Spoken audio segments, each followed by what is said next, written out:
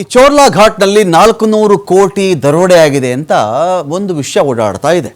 ಈ ದರೋಡೆ ನಿಜವಾ ಸುಳ್ಳ, ಇದೊಂದು ಹವಾಲ ಹಣ, ಇದು ಈ ಥರದ್ದು ಆಗೇ ಇಲ್ಲ, ಆಗಿರೋದು ನಿಜ.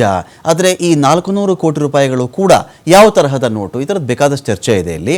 ನೋಡಿ, ಇಲ್ಲಿ ಕರ್ನಾಟಕ, ಮಹಾರಾಷ್ಟ್ರ, ಗೋವಾ 3 ರಾಜ್ಯಗಳ ಪೊಲೀಸರಿಗೂ ಕೂಡ ತಲೆ ಕೆಡಿಸಿರ್ತಕ್ಕಂಥ ಕೇಸ್ ಇದು. 4 ದಿನ ಆಗಿದೆ. ದರೋಡೆ ಆಗಿದೆಯಾ ಇಲ್ವಾ ಅನ್ನೋ ವಿಚಾರಣೆ ಸ್ಪಷ್ಟವಾಗಿಲ್ಲ. ಇದು ನಡೆದಿರೋದು ಹತ್ತಿರ ಅಕ್ಟೋಬರಲ್ಲಿ ಅಂತ ನಾವು ಕಾಣುತ್ತಾ ಇದ್ವು. ಅಕ್ಟೋಬರಲ್ಲಿ ಸುಮಾರಿಗೆ ಈ ಥರದೊಂದು ದರೋಡೆ ನಡೆದಿದೆ ಅಂತ. ಆದರೆ 4 ದಿನ ಆದರೂ ಇದು ತುಂಬ ತಡವಾಗಿ ಒಬ್ಬರು ಕಿಡ್ನ್ಯಾಪ್ ಆಗುತ್ತೆ, ಅವ್ನು ಹರಾಜ್ ಮಾಡ್ತಾರೆ, ಅದು ಆಗಿದೆಯಾ ಇಲ್ವಾ ಅಂತ ಹೇಳ್ತಾರೆ, ಅವನೊಂದು ತಿಂಗಳು ಇಟ್ಕೊಂಡಿದ್ರು ಅಂತಾರೆ, ಅವನು ತಪ್ಪಿಸ್ಕೊಂಡು ಬಂದ ಅಂತ ಹೇಳ್ತಾರೆ. ಇದೆಲ್ಲ ವಿಚಾರ, ಅವನೇ ಇದನ್ನೆಲ್ಲ ಬಾಯಿ ಬಿಟ್ಟಿದ್ದು ಅಂತ ಹೇಳ್ತಾರೆ. ಇದೆಲ್ಲ ಆದಮೇಲೂ ಕೂಡ ದರೋಡೆ ನಡೆದಿದೆಯಾ ನಡೆದಿಲ್ವಾ? ಈ ಥರದ ಒಂದು ಚೋರ್ಲಾ ಘಾಟಲ್ಲಿ ಒಂದು 400 ಕೋಟಿ ತುಂಬಿದಂಥ ಟ್ರಕ್ಗಳು ಹೋಗ್ತಾ ಇತ್ತಂತೆ, ಅಲ್ಲಿ ನೆಟ್ವರ್ಕೇ ಸಿಗ್ತಿರ್ಲಿಲ್ವಂತೆ. ಆ ಒಂದು ಘಾಟ್ ಸೆಕ್ಷನ್ ಅಂತೆ, ಅದು ನೆಟ್ವರ್ಕೇ ಸಿಗದಿರ್ತಕ್ಕಂಥ ಸ್ಥಳದಲ್ಲಿ ಈ ತರಹದ ಕಂಟೈನರ್ಗಳನ್ನು ಯಾರೋ ಒಂದಷ್ಟು ಜನ 10-15 ಬೇರೆ ಬೇರೆ ಸಣ್ಣ ಗಾಡಿಗಳು ತಂದು ಅದನ್ನು ಬ್ಲಾಕ್ ಮಾಡ್ತಾರೆ, ಸ್ಟಾಪ್ ಮಾಡ್ತಾರೆ. ಅದರಲ್ಲಿದ್ದಂಥ ಹಣವನ್ನು ಆ ಒಂದು ವ್ಯಾನ್ಗಳಿಗೆ ತುಂಬುತ್ತಾರೆ. ಅವರು ತುಂಬಿ ದಿಕ್ಕಾಪಾಲಾಗಿ ಅವರೆಲ್ಲರೂ ಸಣ್ಣ ಗಾಡಿಗಳ ಮೂಲಕ ಪರಾರಿಯಾಗಿಬಿಡ್ತಾರೆ.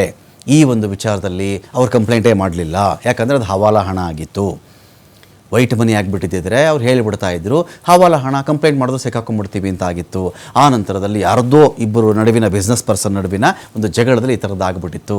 ನಾನು ಕಿಡ್ನ್ಯಾಪ್ ಆಗಿಬಿಟ್ಟಿದ್ದೆ, ನಾನು ಇಷ್ಟು ದಿನ ಇಟ್ಕೊಂಡ್ಬಿಟ್ಟಿದ್ರು ಅಂತ. ಆಮೇಲೆ ಆಚೆ ಬಂದು ವಿಡಿಯೋ ಈ ಥರ ಬಿಡುಗಡೆ ಮಾಡ್ತಾನೆ. ಈಗೇನು ಪ್ರಶ್ನೆ ಅಂದರೆ 400 ಕೋಟಿ ರೂಪಾಯಿ ದರೋಡೆ ಆಗಿದೆಯಾ ಇಲ್ವಾ, ಅದು ಸತ್ಯನಾ ಸುಳ್ಳ ಅನ್ನೋದೇ ಪೊಲೀಸರಿಗೆ ಇನ್ನೂ ಕೂಡ ಅರ್ಥವಾಗ್ತಾ ಇಲ್ಲ. ಇನ್ನು ಮಹಾರಾಷ್ಟ್ರದ ಸ್ಪೆಷಲ್ ಇನ್ವೆಸ್ಟಿಗೇಷನ್ ಟೀಮ್ ಯಾವುದೇ ಕಾರಣಕ್ಕೂ ಕರ್ನಾಟಕದ ಪೊಲೀಸರಿಗೆ ಸಹಕಾರ ಕೊಡ್ತಾ ಇಲ್ಲ. 4 ದಿನಗಳಿಂದ ಮಹಾರಾಷ್ಟ್ರದ ನಾಸಿಕ್ನಲ್ಲಿ ಬೆಳಗಾವಿ ಪೊಲೀಸರು ಠಿಕಾಣಿ ಹೂಡಿದ್ದಾರೆ. ಸಹಕಾರ ಕೊಡ್ತಾ ಇಲ್ಲ ಮಹಾರಾಷ್ಟ್ರದ SIT. ಕಿಡ್ನ್ಯಾಪ್ ಆಗಿದ್ದಂಥ ಸಂದೀಪ್ ಪಾಟೀಲ್ ವಿಚಾರಣೆ ಮಾಡಿದ್ದಾರೆ ಪೊಲೀಸರು. ಸಂದೀಪ್ನ ಕಿಡ್ನ್ಯಾಪ್ ಮಾಡಿದಂಥ ಆರೋಪಿಗಳ ವಿಚಾರಣೆಗೆ ಯತ್ನಿಸಲಾಗ್ತಾ ಇದೆ. ಮಹಾರಾಷ್ಟ್ರ SIT ಪೊಲೀಸರ ವಶದಲ್ಲಿರೋದು ಆರೋಪಿಗಳು.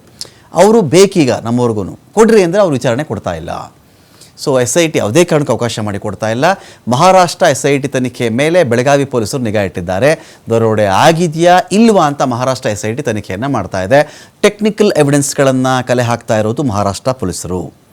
ಬಹಿರಂಗವಾಗಿದೆಯಲ್ಲ ಇಲ್ಲಿವರೆಗೂ ಆಡಿಯೋಗಳು, ಅದರ ಸತ್ಯಾಸತ್ಯತೆ ಏನು ಅಂತ ಕೂಡ ಅವರು ಪರಿಶೀಲನೆ ಒಂದು ಕಡೆ ಮಾಡ್ತಾ ಇದ್ದಾರೆ. ಅಂದರೆ ಈ ಇಡೀ ವಿಚಾರದಲ್ಲಿ 400 ಕೋಟಿ ಅಂತ ಒಂದು ಕಡೆ ಹೇಳ್ತಾರೆ, ಇಲ್ಲ ಎಲ್ಲ 2,000 ರೂಪಾಯಿ ನೋಟುಗಳು ಅದರಲ್ಲಿ ಇದ್ದಿದ್ದು ಅಂತ ಒಂದು ಕಡೆ ಹೇಳ್ತಾರೆ. 2,000 ರೂಪಾಯಿ ನೋಟು ಬ್ಯಾಂಕ್ಗಳು ಇವತ್ತಿಗೆಲ್ಲ ವಾಪಸ್ ಪಡೆದುಕೊಂಡಿವೆ. ನಿಮಗೆ ಗೊತ್ತಿರಲಿ, 2,000 ರೂಪಾಯಿ ನೋಟುಗಳನ್ನು ದೇಶದಲ್ಲಿ ಅಧಿಕೃತವಾಗಿ ಎಲ್ಲಿಯೂ ಕೂಡ ಬ್ಯಾನ್ ಅಂತ ಆದೇಶ ಮಾಡಿಲ್ಲ. ವಾಪಸ್ ಕೊಟ್ಟುಬಿಡಿ ಬ್ಯಾಂಕ್ಗಳಿಗೆ ಅಂತ ಹೇಳಿದ್ರು ಅಷ್ಟೇ. ನಾವು ಈ ನೋಟನ್ನು ಬ್ಯಾನ್ ಮಾಡಿದ್ದೀವಿ ಅಂತ ಹೇಳೋದು ಬೇರೆ, ಬ್ಯಾಂಕ್ಗಳಿಗೆ ತಂದು ವಾಪಸ್ ಕೊಟ್ಟುಬಿಡಿ, ಬೇರೆ ಕರೆನ್ಸಿ ತೊಗೊಂಡು ಹೋಗಿ ಅಂತ ಬ್ಯಾಂಕ್ಗಳು ಹೇಳಿರೋದು. ಅದು ಬಹುತೇಕ ಹಣ ವಾಪಸ್ ಆಗಿಬಿಟ್ಟಿದೆ ಅಂತ ಒಂದು ಮಾಹಿತಿ ಇದೆ. ಇದರ ಮಧ್ಯೆ ಈ ಕಂಟೈನರ್ಗಳಲ್ಲಿ ಇದ್ದದ್ದೇ 2,000 ರೂಪಾಯಿ ನೋಟು ಅಂತ ಕೆಲವರು ಹೇಳ್ತಾರೆ. ಇದು ಸಾಲದು ಅಂಥೇಳಿ ಅಷ್ಟಕ್ಕಷ್ಟು ಹವಾಲ ಹಣ ಇದು. ಅದಕ್ಕೆ ದರೋಡೆ ಆದ ಕೂಡಲೇ ಅವ್ರು ಕಂಪ್ಲೇಂಟೇ ಮಾಡಲಿಲ್ಲ, ಸಿಕ್ಕಾಕೊಳ್ತೀವಿ ಅಂತ ಭಯ ಇತ್ತು ಅಂತ. ಕಿಡ್ನ್ಯಾಪ್